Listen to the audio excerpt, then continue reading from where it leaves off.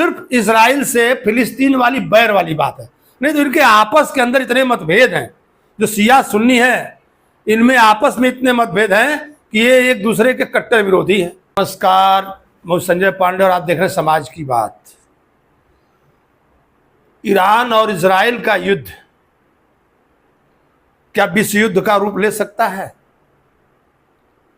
आज कहीं ना कहीं पूरे विश्व की चिंताएं इस बात को लेकर के हैं, क्योंकि जिस तरह से इजराइल समझ रहा था कि बड़े आसानी से ईरान पर उसके जो परमाणु बम बनाने की जो जगह है, उसके जो परमाणु संयंत्र उसको वो नष्ट कर लेगा बड़े आसानी से, और ईरान को इस बात को समझाने के लिए राजी हो जाएगा कि नहीं, ये जो परमाणु बम है इसको बनाना छोड़ दो तो हम आपके ऊपर हमला नहीं करेंगे। लेकिन नज़ारा कुछ उल्टा ही नजर आ रहा है। ईरान भी, जो वहाँ के राष्ट्रपति खमेनी है, लगता है कि वो पीछे हटने के मूड में नहीं है, और उन्होंने भी जोरदार तरीके से इजराइल के ऊपर प्रहार करना शुरू कर दिया है। आप देखेंगे तो इसकी जो बैलिस्टिक मिसाइल है, जो करीब करीब आवाज़ की गति से 5 गुना तेजी के साथ जा रही है, और अभी आपने देखा होगा कि इजराइल का कोई बड़ा हॉस्पिटल था, उसके ऊपर जाकर के मिसाइल गिरी थी। तो बड़े जोरदार तरीके से ईरान हमलावर है इजराइल के ऊपर, और इजराइल भी हमले कर रहा है। इजराइल भी जगह जगह इनके जो ठिकाने उसको नष्ट कर रहा है। लेकिन इजराइल का दावा है कि उसमें हमारे यहाँ ये जो नागरिक हैं उनके ऊपर ईरान हमला कर रहा है, और यही ईरान का कहना है कि हमारे यहाँ मौतें ज़्यादा हो रही हैं। जो भी है, ये जो दो देश आपस में लड़ रहे हैं, इनके पीछे के उद्देश्य क्या है, उसकी वजह इजराइल का कहना है कि वो छोटा देश है, और कहीं ना कहीं वो इस बात को लेकर के आशंकित है कि अगर ईरान परमाणु संपन्न हो जाएगा तो हमको एक ही दिन एक ही झटके में नष्ट कर देगा। हम ये चाहते हैं कि हमारा वजूद बचा रहे, इसके लिए ईरान के पास परमाणु बम न हो। तो ईरान के पास परमाणु बम न हो और पाकिस्तान के पास परमाणु बम है, ये समझने वाली बात है। अगर इजराइल चाहता था कि जो मुस्लिम कंट्री हैं उनके पास परमाणु बम न हो, तो आखिर पाकिस्तान के पास परमाणु बम है। और देखा जाए तो जो पाकिस्तान का परमाणु बम है वो कहीं ना कहीं अमेरिका जैसे देशों की छत्रछाया में ही पला और बढ़ा है। और अभी अभी आप देखेंगे कि हाल ही में जो अमेरिकी राष्ट्रपति थे वो पाकिस्तान के जनरल मुनीर को बुला करके दावत दे रहे थे। बड़ा पेचीदा खेल है, समझ में नहीं आ रहा है कौन किसके साथ है, कौन किसके विरोध में है, कहाँ किसकी जरूरत है। चाइना कहीं ना कहीं ये कह रहा है इजराइल से कि आप युद्ध को रोकिए। चाइना के भी हित सधे हुए हैं ईरान से, रसिया के भी हैं, और भारत इस समय समझ नहीं पा रहा है। भारत अपनी स्थिति को क्लियर नहीं कर पा रहा है, क्योंकि वो समझ नहीं पा रहा है कि आखिर वो किस तरफ से बोले, क्या करे। क्योंकि भारत की जो हित है वो कहीं ना कहीं ईरान से भी काफी कुछ भारत का लगाव है, और इजराइल से भी है। देखेंगे आप बंदरगाह वगैरह, जो ईरान से बंदरगाह मिले थे, भारत उसको डेवलप कर रहा था। भारत की ज़रूरतें थी, ज़्यादातर गैस और तेल वगैरह ईरान से भी भारत ले रहा था। जब महंगे तेल हो रहे थे तो ईरान से सस्ता तेल भारत को मिल रहा था। और यही हाल कहीं ना कहीं इजराइल के साथ है। कई रक्षा समझौते भारत के इजराइल के साथ, इजराइल से कई हथियार, कई तरह की टेक्नोलॉजी। तो भारत इस समय ऐसी स्थिति में है कि कर्तव्य विमूढ़ हुआ है कि क्या करूं, कुछ समझ में नहीं आ रहा है। क्योंकि उसका ये हाल है कि दोनों उंगलियां ये दबाऊं तो ये भी दर्द करे, और ये दबाऊं तो ये भी दर्द करे। बड़ी विकट स्थिति है भारत के सामने। लेकिन जिस तरह से लामबंदी हो रही है, हो सकता है कि यह युद्ध वर्ल्ड वार का रूप ले ले। आप देखेंगे कि ये इसके अंदर जो मिसाइलें चल रही हैं, हाइपरसोनिक मिसाइल तक के यूज सुनने में आ रहा है। बैलिस्टिक मिसाइलें दागी जा रही है, और ये मिसाइलें आपको मालूम है कि इस पर जो हथियार लेकर के जा रही हैं, उसके जो गोला बारूद लेकर के जा, कहीं ना कहीं विनाश को दावत दे रही है। और मैं आपको, ये तो हुआ जो जंग के हालात थे, किस तरह से ईरान हमले कर रहा है इजराइल के ऊपर, और पहली बार इजराइल को जो लग रहा था कि इतनी आसानी से ईरान पर वो एक तरह से प्रभाव अपना बढ़ा लेंगे या ईरान को मना लेंगे, ऐसा होता दिख नहीं रहा है।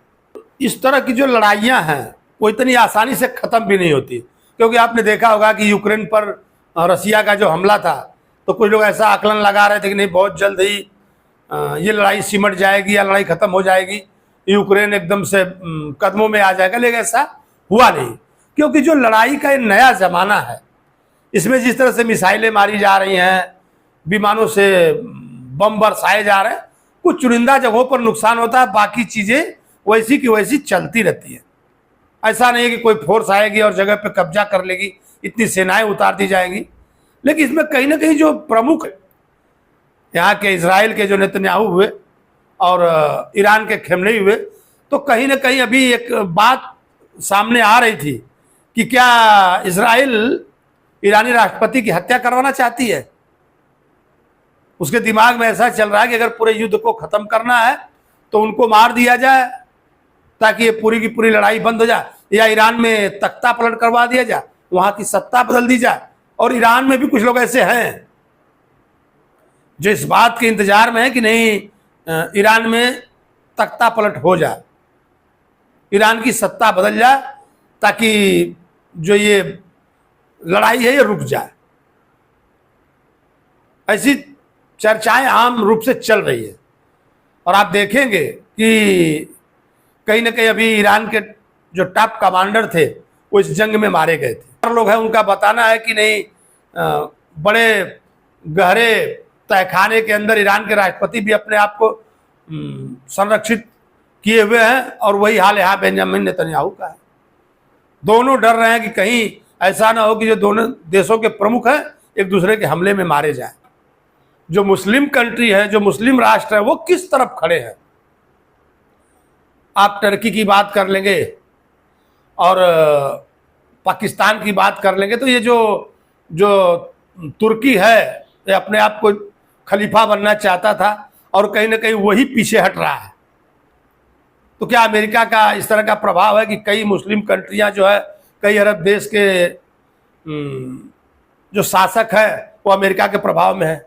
अमेरिका के कई जगह पर सैनिक अड्डे बने हुए हैं। तो इस मसले पर कहीं ना कहीं जो शिया सुन्नी वाली बात है, क्या वो बात भी भारी है।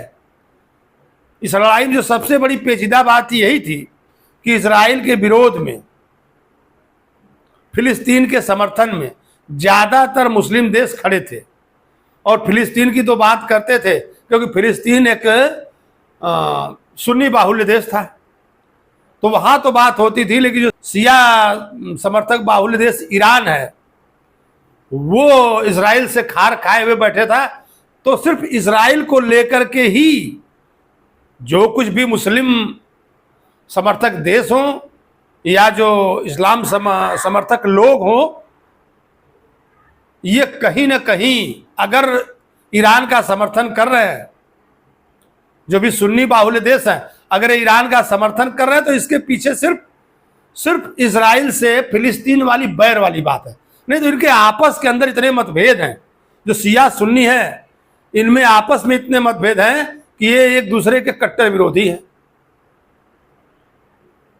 जो पाकिस्तान है, पाकिस्तान के अंदर मैं आपको बताता चलूं कि पाकिस्तान में जो शिया है, अगर आप देखेंगे तो कहीं कहीं वो नमाज के लिए उनकी मस्जिदों में नमाज करते रहते हैं और पीछे से फायर हो जाते हैं। इतना मतभेद है शिया और सुन्नी के बीच में।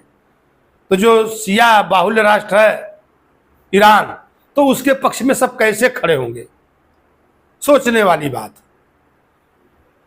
खैर जो भी हो, शिया हो सुन्नी हो, इस्लामिक राष्ट्र क्या कर रहे हैं, ईसाई राष्ट्र क्या कर रहे हैं, या जो मित्र देश हैं उनका, यूरोप की कंट्रियों का क्या सोचना है। लेकिन कहीं ना कहीं जिस तरह से चाइना और रसिया ईरान के तरफ उनका जो सपोर्टिंग कदम बढ़ रहा है, और अमेरिका कहीं अगर इस युद्ध में कूदता है, हालांकि अगर देखा जाए तो कहीं ना कहीं अप्रत्यक्ष रूप से अमेरिका ही इस युद्ध में है, क्योंकि बिना अमेरिका के इतने बड़े सपोर्ट के साथ इजराइल के पास इतना हमला करने की ताकत नहीं होनी चाहिए, जो हमारा विचार है। लेकिन फिर भी इजराइल लड़ रहा है, इसका मतलब है कहीं ना कहीं अमेरिका है। और अमेरिका अगर खुल करके इस युद्ध में आता है तो क्या ईरान का साथ देने के लिए चाइना और रसिया भी आगे आएंगे? सोचने वाली बात है। जो भी हो, लेकिन युद्ध मानवता के लिए एक अभिशाप है। कहीं पर भी लोग मरे, कुछ भी हो, हर जगह दिक्कत होगी। और सबसे बड़ी बात जो ये परमाणु बम वाली है, तो परमाणु संपन्न राष्ट्र हैं। कहीं ना कहीं जो जिन देशों के पास भी परमाणु बम है, तो वहां पर एक जो वहां की सरकार है वो ऐसे हाथों में होनी चाहिए कि कम से कम परमाणु युद्ध का खतरा ना हो। आप रखे रहिए, ठीक है, लेकिन अगर गलती से भी कहीं परमाणु युद्ध शुरू हुआ तो फिर कहीं ना कहीं पूरी दुनिया गर्त में चली जाएगी। मैं चाहूंगा कि ऐसे युद्ध न हो। फिर मैं अपने अगले वीडियो में मिलूंगा, तब तक के लिए धन्यवाद।